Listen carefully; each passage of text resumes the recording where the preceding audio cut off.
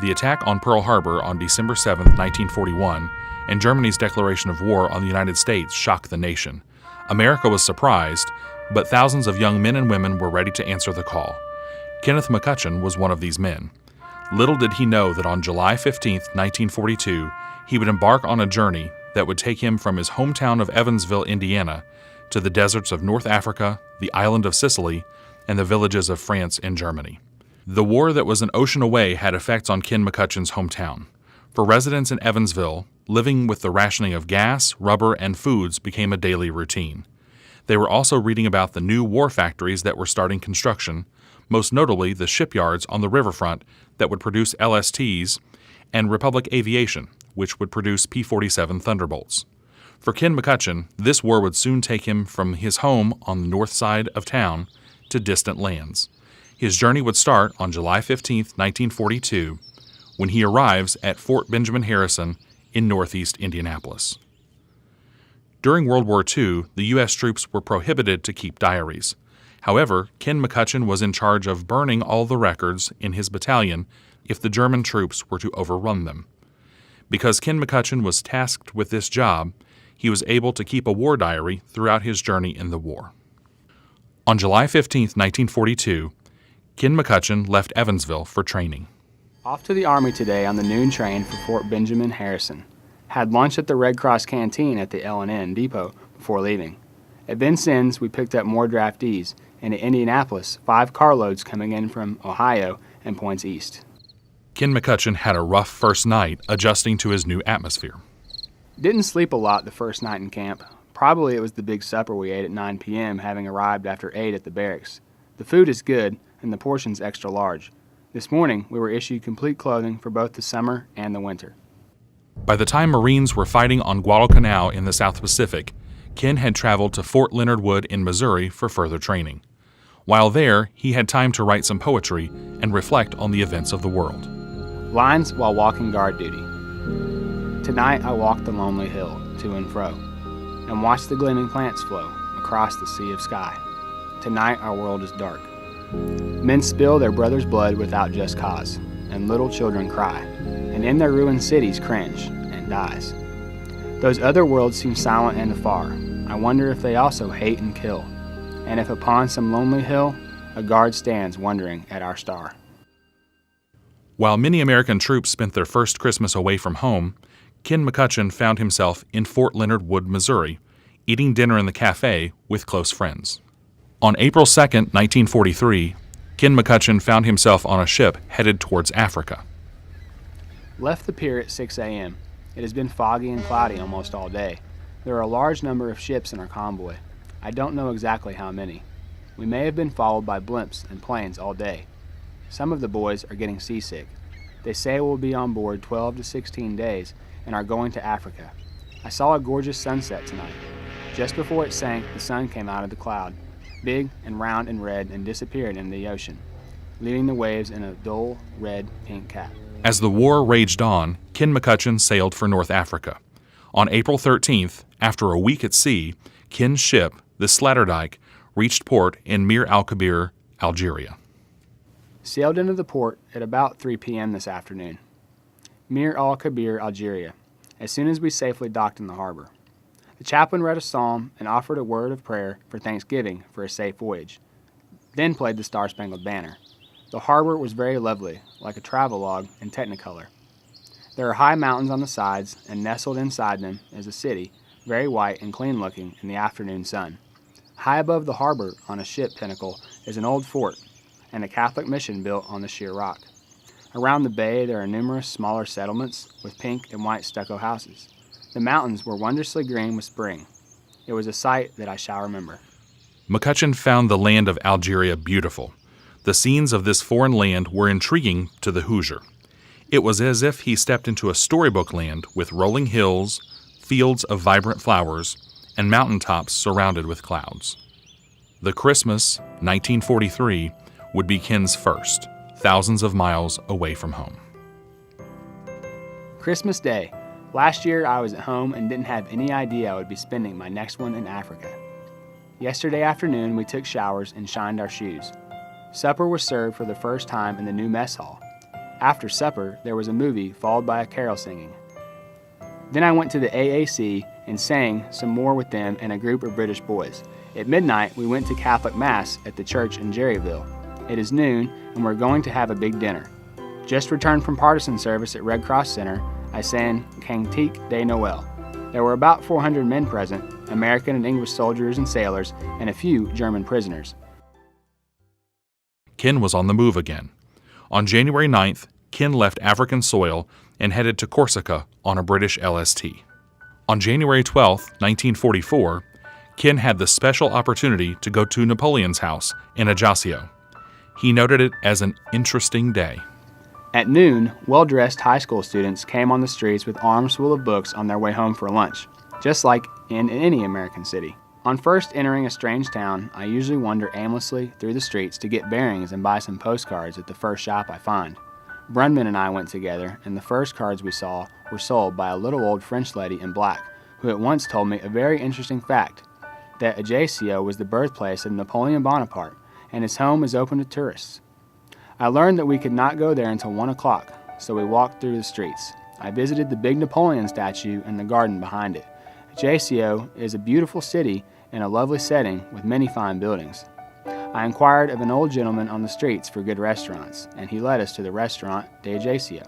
Then we visited Napoleon's home and bought some postcard views of both the interior and exterior. Several things of interest helped to pass the Sunday today. I awoke at 8 o'clock to see a cloudy morning and turned over and went to sleep. When I woke again at 9 o'clock, the ground was covered with about 8 inches of snow, and it was falling blindingly, and it continued all day. There was a funeral this morning that brought me back to the play Our Town. The casket was hauled to the church in a little cart drawn by a very small donkey. After a short mass, it was borne on the shoulders of men to the cemetery on the mountainside.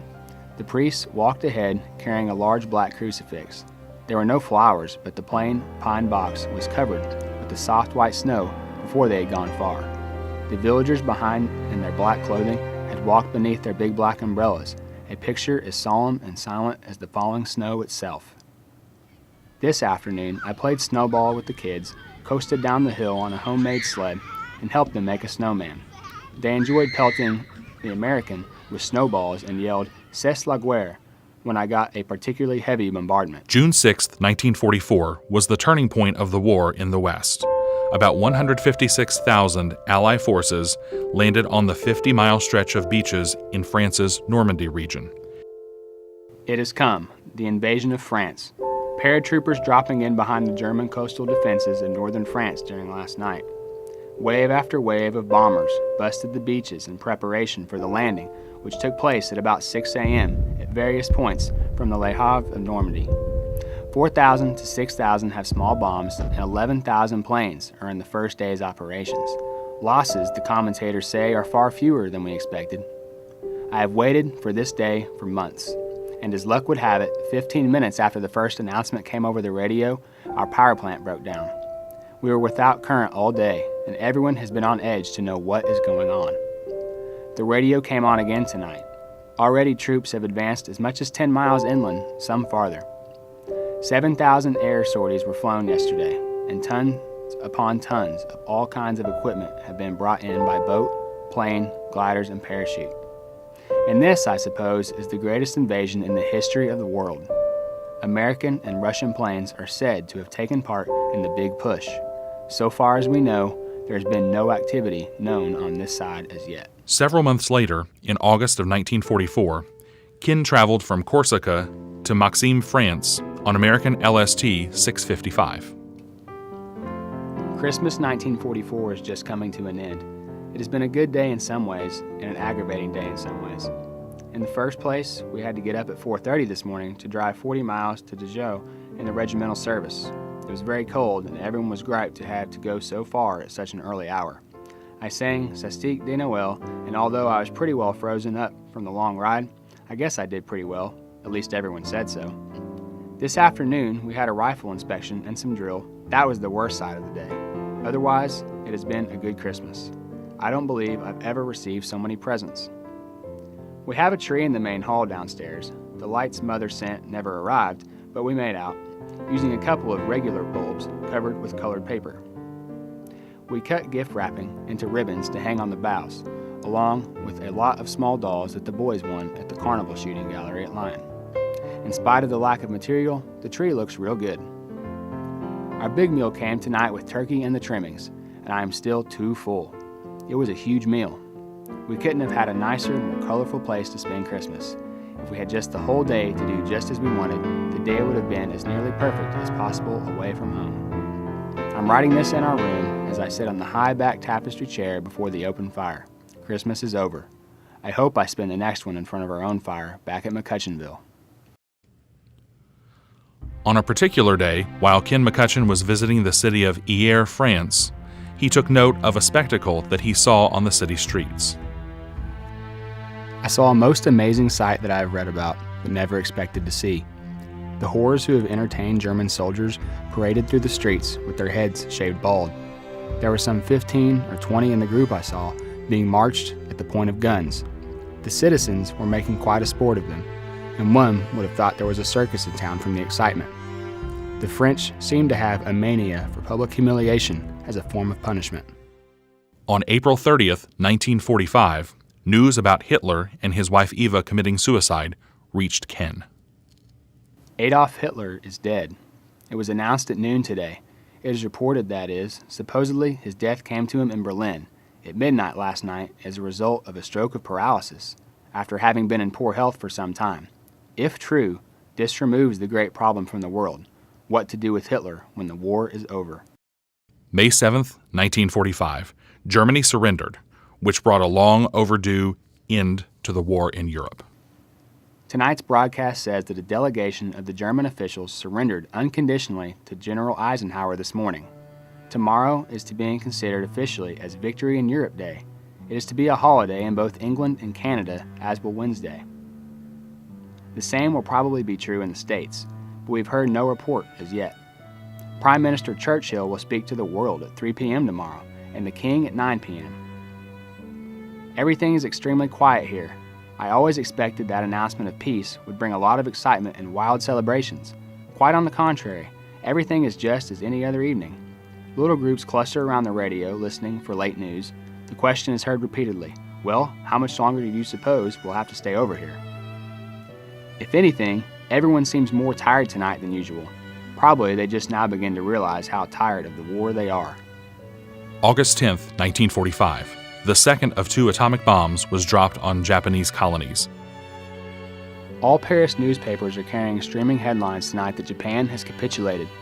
We had no official announcement from our government, so we don't know whether it is true or not. The second atomic bomb has been dropped on the city of Nagasaki, so it doesn't seem probable that Japan can or will last much longer. The reports of peace offer some reassurance from London. The Japanese government is supposed to send their proposal to Switzerland to be transmitted in turn to the 4 Axis powers. I am anxious to see the news in tomorrow morning's papers. By September 3rd, 1945, news of the end of the war in the Pacific had spread, and many were excited to get home. After the war, Ken McCutchan returned to Vanderburgh County and worked with veterans as a counselor. He went into radio broadcasting, joining WIKY as a radio host in 1947. For decades, Ken entertained and educated Evansville residents with several history books and numerous feature stories on historical topics that appeared in the Evansville Courier. He was probably most remembered for his book, The Adventures of Isaac Knight, Indian Captive. It told the story of a young Henderson, Kentucky boy that was captured by Native Americans in 1793. Upon retirement, Ken moved to a home near the University of Southern Indiana. When he died on August 6, 2002, he left many of his artifacts, as well as his war journals, to the University of Southern Indiana Special Collection Archives.